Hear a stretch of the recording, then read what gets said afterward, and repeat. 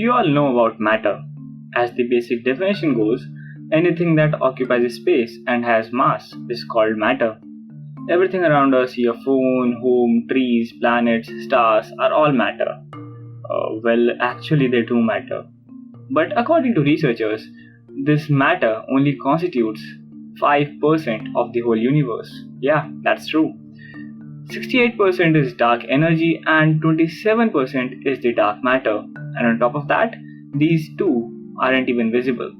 It's fascinating that what all we see and experience is such a tiny part of the whole. Hey there, you all, and welcome to a new episode of Science with Zeros podcast. It's your host Aryaman Sharma, and I hope you're having an amazing time staying at home. Today, we are going to talk about dark matter. What's all about the research and everything. But before that, make sure to hit that follow or subscribe button if you haven't already. Now that you might have done that, grab your snacks and drinks and let's get started. So, what is dark matter? We know what it is not more than we know what it is. As I said earlier, dark matter makes up the 27% of the universe, and that's quite significant on its own. The things that we can see with the telescopes are just 15% of the total weight of the universe. The rest is just dark. It is not in the form of stars and planets that we see in the universe. It doesn't emit or absorb any light at all. This isn't even made like normal matter. It isn't even antimatter, as there is no production of gamma rays when it is annihilated with matter. And lastly, it is not even like black hole, as light tends to bend when it passes near a black hole, but there is no such event as such in the universe yet. You might have realized by now that dark matter is such an intriguing topic to research and talk about. The two main categories of objects that scientists consider as possibilities for dark matter are MACHOs and WIMPs.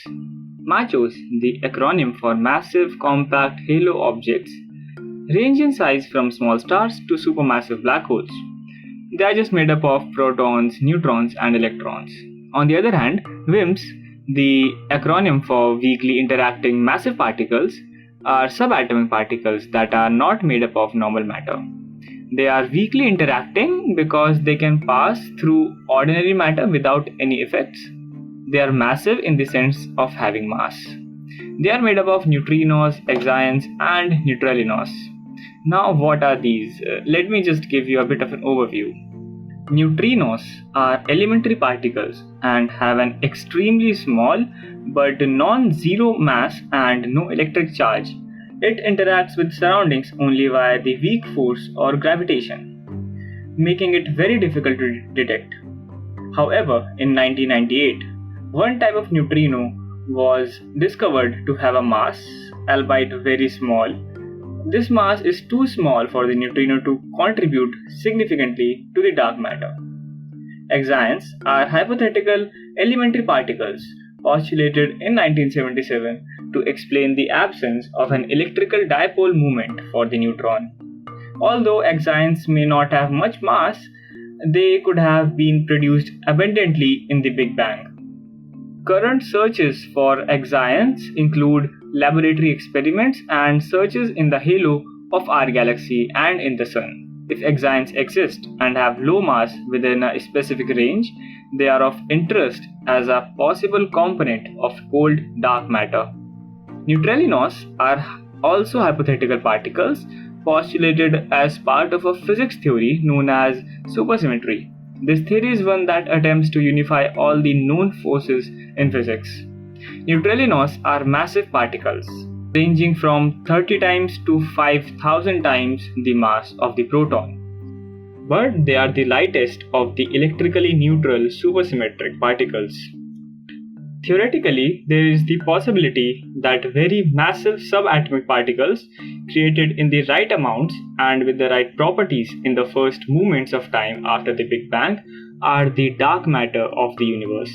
But on the other hand, the neutrino does not have enough mass to be a major component of dark matter, and observations have so far not detected exions and neutrinos.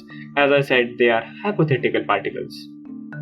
But what exactly led to the idea of dark matter?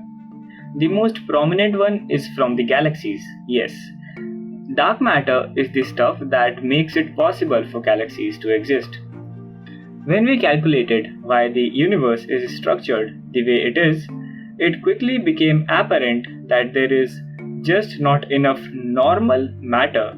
The gravity of the visible matter is not strong enough to form galaxies and integrate structures.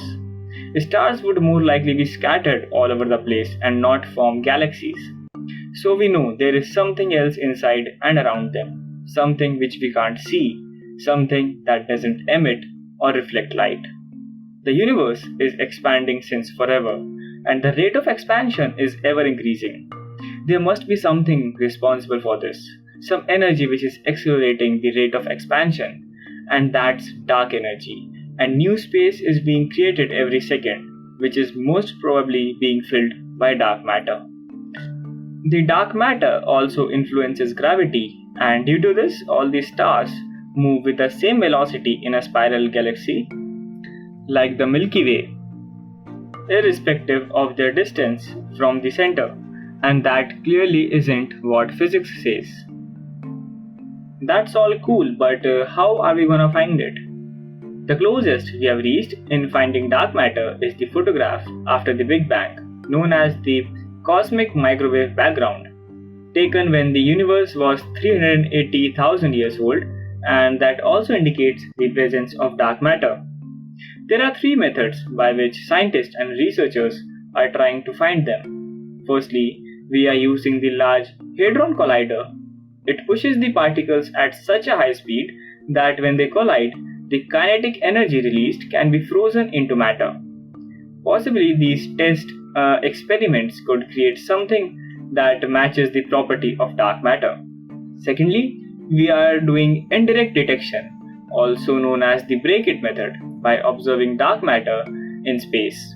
And because they are far away, we can only see them when they are annihilating each other or when they are self-decaying, which led to the creation of high-energy light that we could see with the special gamma-ray telescopes. And last, we are doing direct detection, also known as the shake-it method, by using sensitive detectors in deep underground mines, waiting for the possibility that a dark matter particle, which goes through us and the Earth, would hit a denser material and would leave some traces of its passage. Yeah, you heard that right. Dark matter is all around us and constantly passing through things and even humans. It is estimated that 1 milligram dark matter passes through the body throughout our life, and that there is 10 raised to the power minus 22 kilogram of dark matter in the human body at any point of time. Yet, it just doesn't interact with the normal matter and is even invisible to electromagnetic radiation. Dark matter cannot be predicted or explained by standard particle physics theories, but is a crucial part of the Big Bang model. We can't manipulate it by conventional methods like we do with normal matter, but in principle, we can manipulate dark matter using gravitational forces. But the problem is that the gravitational force is so weak that we need planet-sized masses in order to manipulate human-sized objects gravitationally.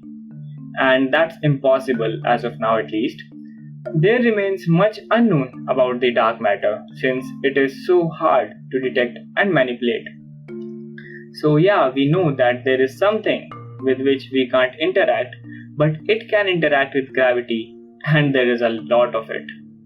New discoveries will keep on unfolding more mysteries and we will get more information. Maybe we could make dark matter and use it as an energy source. Regardless of whether we find that particle anytime soon or not, I hope you are convinced enough that this mystery is actually really close.